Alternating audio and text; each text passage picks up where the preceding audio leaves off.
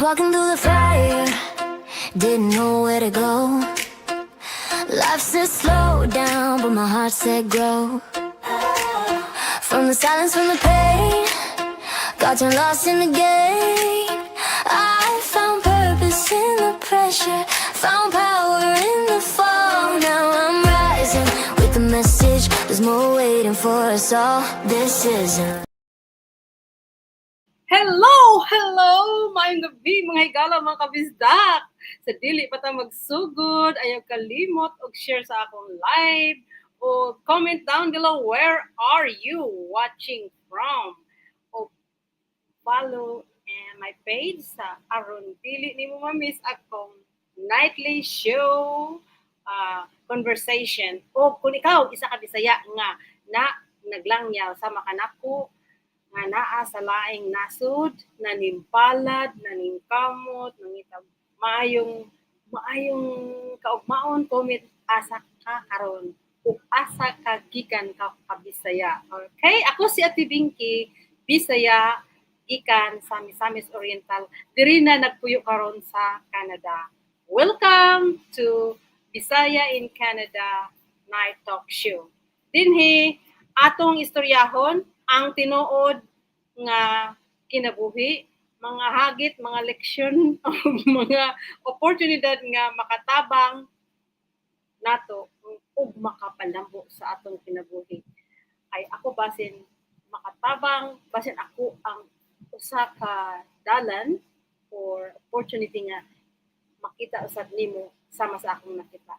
So kuha ang imong tubig, kape, or tea, whatever you love to drink, o karong diyo na mag-uban ta kadali lang. Okay, ang atong topic karong gabi una, kung ugma dili ka makatrabaho, unsa man imong plan B. Okay? So karon bitaw no, daghan kay atong madunggan nga. Daghan kaayo nga nawad-an sa ilahang trabaho. Karon ang akong pangutana kung naa ba mo'y laing way nga maka-income, makasulbad, makasuporta sa inyong mga panginahanglan. Kay, tell me about unsay kinabuhi sa abroad. Dili tanan binabayaran. So, ang pangutana naa ba tay lain nga paagi.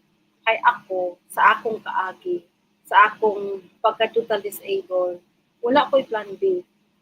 Wala ko'y lain mindset kundi akong mindset magtrabaho ra gyud kay nagtuo ko nga pinaagi sa akong kusog akong trabaho sa akong pagka makugihon ug trabaho mulambo gyud ko. Dili man dautan nga magkugit ta tanan, pero kung maabot ang panahon nga dili ta able to do things nga akong mahimo, sama ka nako. So mao ni siya, i-share na ko ni siya nga opportunity kay basin kung gusto ka magsugod. Ayaw hulata nga mawadan kag trabaho, ayaw hulata nga mag-slow down ang imong hanglawas. Kay guys, reality na gid sa life karon no, nga kung kinahanglan gid ka magpuyo nga kanang atong pagpuyo karon kinahanglan nga natay lain paagi no. Unya kay naamon tay naamay tay daghan option karon labi na sa atong social media. Kay kini social media nato karon makatabang kay daghan kay sa paagi nga makatabang. Unya kanang mao na siya nga kinahanglan nga mangita ta og paagi or mangutana ta, okay? Mangutana ta kung tinuod ba ni siya, unsa kaya ni siya. So, today's lesson nga akong nadunggan no, ang usa sa mga kauban nako nga naghimo og online. Mura bitaw siya og kuan siya, mura siya og gibuli sa mga tawo nga kuan kanang piki ang imong gihimo ana. So, but you know what today, na-inspire ko sa iya kay naingon siya nga kung magpadala ka sa opinion sa uban, dili walay mahimo gyud. Kinahanglan mo imong ipadayon unsay imong mga damgo. So ikaw nagdamgo karon, kung ikaw nagdamgo ka pa, start now. Ayaw paghulat nga ma-perfect ka. Kabalo ka, ako dili ko kabalo sa akong I was totally Like naa pa ko sa na ako sa kuan nga na ako'y brain fog nga na ako'y brain fog ang daghang mga physical challenges. Pero dili na ako gitan-aw na siya nga mao na siyang may hindrance ba sa akong pag explore or learn something kay kung dili ko maghimo og something sa akong kaugalingon wala may mutabang sa atong kaugalingon kung dili kita lang di ba sa comment below kinsay makarelate ana so sa akong pagkasakit in 2018 totally disabled and I was not able to work for 2 years imagine mo kunya dayon pagbalik na ako I realized na kung trabaho ko I have a full-time job I have a very have a good I can earn money I can earn good kung trabaho ko pero ang akong lawas dili naman siya mo cooperate in that kind of job so mao na siyang hinungdan nga kanang I explore in many ways and this is the best thing that I found so mo na siyang akong i-share ninyo I am here to share all with you okay kay nag early retire ko wala gyud koy ang wala koy maayong early retirement akong tanawon so every night, every morning, sabi ko, sa kaya akong tsura, no, kung mag-retire, naging ko ka ng, nakanang itong tigulits na ka ba? Kanya ka na matigulit sa reality nga hinay na inimo ang mga movement, di ba? So, while karon nga maka-learn pa ko new skills, so why not? So, dili gyud dili gyud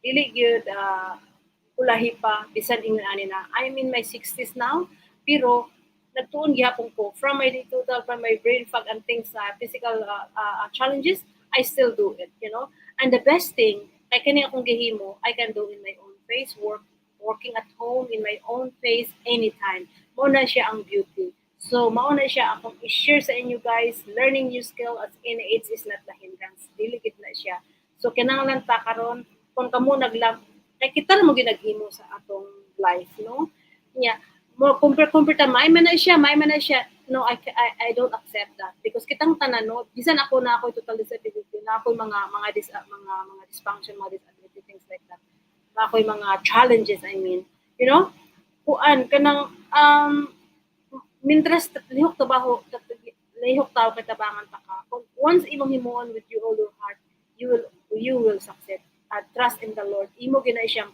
ihalad sa Ginoo kay wala maning tanan natong mahimo kun wala ang Ginoo nato no so instead ta nga kanang muni akong message sa mga kanabitang ng gawas niyang nanay mga edad niya wala na sila unsa kay ano kanang murag dili man gid challenge man gid siya there is another way if you are interested you can comment below and ask me how and I can show you how you know the best thing is because we have naaman tay mga community nga pwede mo tabang ang kanindot ani kay naa kay step by step na imo ang sundon so muna siya ang beauty so kung ikaw gusto ka mag-prepare para sa imong ugma I mean you ang ugma sa Ginoo ra gina so pero ato magtrabaho magita aron lihok tao kay tabangon ta ka so mao nang mingon si ang uban may man na siya yes because they do something. Nais sila gihimos lang kaugaling. So karon punta na ako kung ikaw gusto ka mo himo para sa imo. Comment below and mag-istorya ta. Okay? So, akong pangutana, unsa may imong plano karon kung mawad-an ka sa trabaho. Kunya, unsa may plano karon kung mag-retire na ka niya imong hunahuna igo ba ka niya ako retirement, di ba? So, comment below kung unsay imong hunang-huna kabalo ko nga kaning tanan akong himo dili para sa uban pero kung ikaw makarelate comment below where are you watching from and asa ka kabisaya salamat kayo sa inyong oras pagubang kanako karon gabi una hinumdumi ni permit dili kinahanglan paspas ang imong pag-abot sa imong damgo ang importante wala kami hunong one small step at a time. Every day is still a progress. Mao na siya akong ikasulti ninyo. Padayon lang kay ako, ingan ako hinay pero kanunay. So padayon lang kay ang Ginoo mag-uban kanimo o kanako. God bless everybody. God bless us. All right? Paminaw ni na ako'y gi-publish na song. Tomorrow I will publish my song and I will share it with you. Please like and comment. Okay, akong i-play karon before ko And so, ako na siyang gi-publish sa YouTube. So, I will listen to it now and thank you very much. Ito.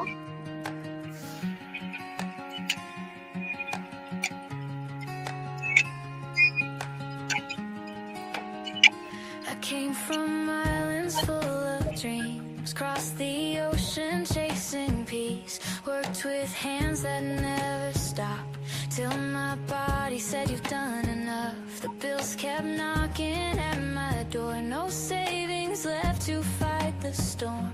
But even when the night fell long, my faith kept whispering, hold on.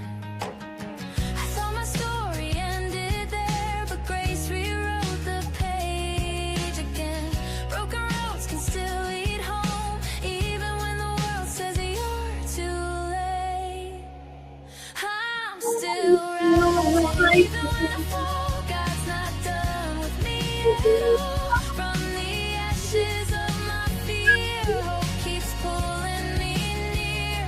I'm still standing, pain and all, with no income and no walls. But I found a brand new way to live, and now I rise and I will give. Right, daghang salamat o mayong gabi kinyong tanan. Hangtod sa ugma, I'll see you again kada gabi alas 10.